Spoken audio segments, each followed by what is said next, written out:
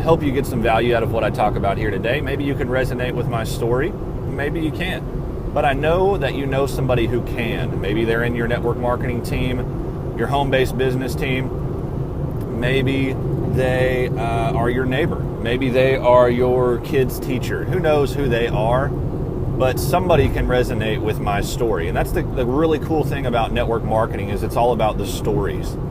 And there are thousands and thousands, probably even millions of different stories out there about how network marketing has changed people's lives. And today, I want to tell you mine. And it kind of all goes back to kind of when I was younger. I grew up in a broken household. My parents were divorced when I was around 7 years old, and my brother was 5. And so I was constantly back and forth between mom and dad's house.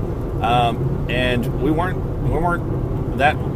rich, any at all. My mom had her own business. She was a LPC, a licensed professional counselor. My dad was a school teacher for 30 years. He's still teaching to this day, and I'm almost 30 years old. He's in his mid-60s, still teaching. And so we didn't really ever have a whole lot of money. We didn't really go on vacations. Anything that I wanted to do extra besides food and water and shelter and all that kind of stuff, I had to get a job and work for it myself. I've had a job since I was 15 years old. I've pretty much been doing my own thing since I was a teenager. I put myself through college with little help from my parents. I mean, they did help some, but they couldn't help a whole lot. I tried to get a basketball scholarship in college my freshman year. That didn't work out. So I accumulated some student loans. I paid the rest of the way through college. And so my wife actually had a very different story in her upbringing. She did come from a broken home, but her mother remarried before she was even 2 years old. And so she knows her stepdad as her dad. And she grew up in a household where pretty much anything she wanted, she got. Her stepdad, had a very, very lucrative job. Wasn't home a lot, but he made really good money. So whatever she and her siblings wanted to do, she got. Anything they wanted. She got a car for her 16th birthday. I had to buy my car from my parents on my 16th birthday. I mean, it's just completely different. She went to Texas A&M University. Her mom and dad paid for the whole thing. All 4 years. She never had to pay a dime. So we had very different upbringings. And so when we got married, almost 5 years ago in October, when we got married, we decided we want for our kids what my wife had growing up. We want her to be able to go on we want our kids to be able to go on all kinds of vacations like she did. She was able to go all over the world. She, was able to do what she wanted, play the sports that she wanted, go hang out with her friends when she wanted. We wanted our kids to have that lifestyle that she had growing up and not the lifestyle that I had where we never went on vacation. We couldn't really do anything extra, all that kind of stuff. So, but to do that, obviously it takes a little bit of money. Everything in life takes money, and money isn't everything, but money buys you time, money buys you memories, and so that's what we were looking for. But unfortunately, she is a teacher, and as you guys know, in this country, teachers are not highly favored financially, and so she only makes a certain amount of money. I mean, there's a cap for teachers. It's not great. I work for the state of Texas, and so I have a government job, so the money's not good there. And so we were looking for something else. We were like, my state income, she works for the school district, her income is not going to be able to provide the lifestyle that we want for our children. And so, we were always looking to do more things. I used to umpire baseball and referee basketball games in college, so I was looking to do that, part-time, spare time, whatever I could do. And in 2013, we were talking with a buddy of mine from church. We were actually at a Super Bowl party, and I was seeing some things that he did online that I was looking at, some posts that he was making, which is not the best way to go about doing it if I had to put a little 2 cents of training in there. I was just looking at some of the posts he was doing online, and so I asked him about it. And I was like, what is all this? What are you posting about? And it was his network marketing company that he was working with. And he sent me to his website. I watched the presentation. I liked what I saw. He quickly invited me to a business presentation later that week. I went to the business presentation. He then gave me a Success from Home magazine. And then I went home. I spent about 2 weeks talking about the company, the opportunity, the product, the service, all that kind of stuff with my wife. I was immediately hooked. My wife was a little bit skeptical. She's a skeptic in our family. And she said, just tell me one thing.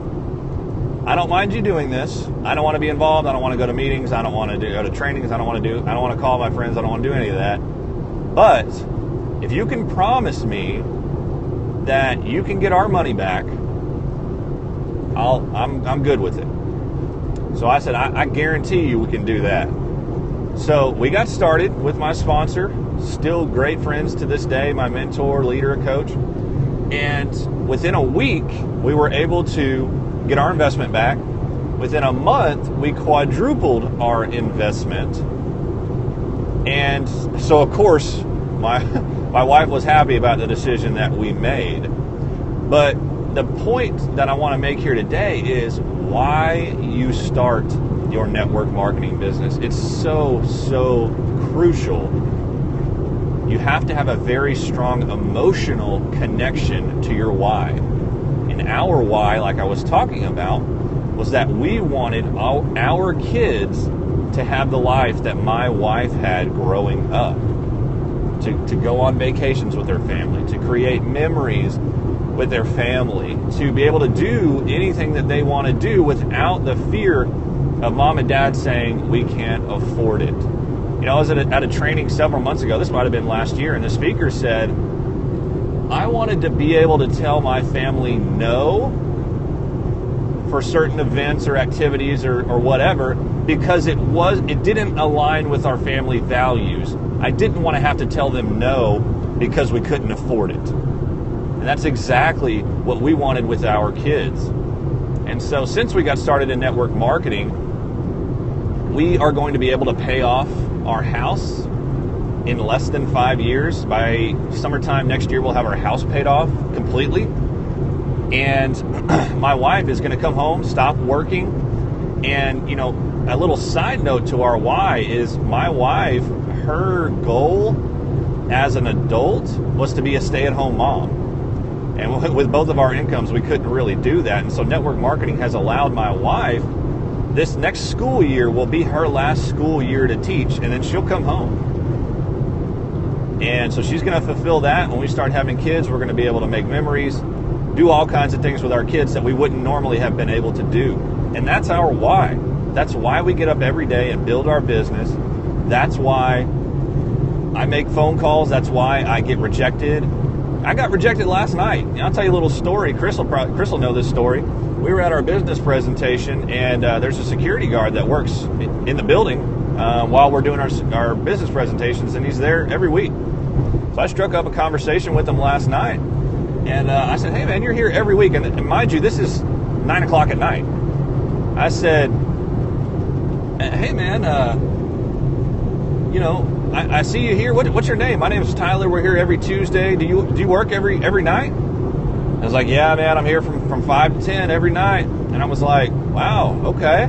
I said, how long you been working for the security company? Oh, I've been doing security about 2 years. And I said, do you do other jobs, or you just work from 5 to 10 every night? He was like, oh, no, I spend from 8 to 5 at another location, you know, being a security guard at another location. I said, man, 8 to 10 o'clock every day? I said, man, how do you do that? 2 different jobs? He was like, yeah, I know, man. He was like, it's tough, but you got to do what you got to do. And I said, you know, what if there was a way where you didn't have to do that? I said, do you keep your options open for making additional income? He was like, oh, yeah, definitely. And I was like, well, look, man, we come here every week. We put on a business presentation. I'd love to show you a little bit about what we do. And I was nervous that the security guard profession, they kind of hop around where they go, what their posts are. And so I was afraid he wasn't going to be there the next week. And so I said, hey, would you mind if we got on the phone sometime this week and we talked a little bit about what I do? Take about 15 minutes. And it may or may not be for you.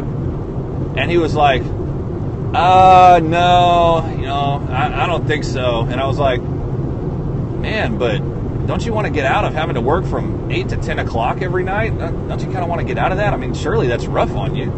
I mean, don't you have a family to go back to and hang out with that you'd rather be with? Yeah, I do. But, I got some things in the works. And, and I was like, okay, man, we're here every Tuesday night. So it was really good to meet you.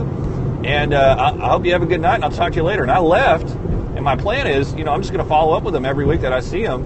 Hey, man, how's the security job going? How's it going for you? What's going on? Just talk to him a little bit, maybe drop some little, just kind of drip on him every week and see if that changes. But I got rejected last night. He said he was open for additional streams of income, but he wasn't willing to get on the phone and talk. Kind of contradictory statements, but, everybody gets rejected. But my why, my strong emotional why, keeps me going. It doesn't faze me anymore when I get rejected, and it shouldn't faze you either.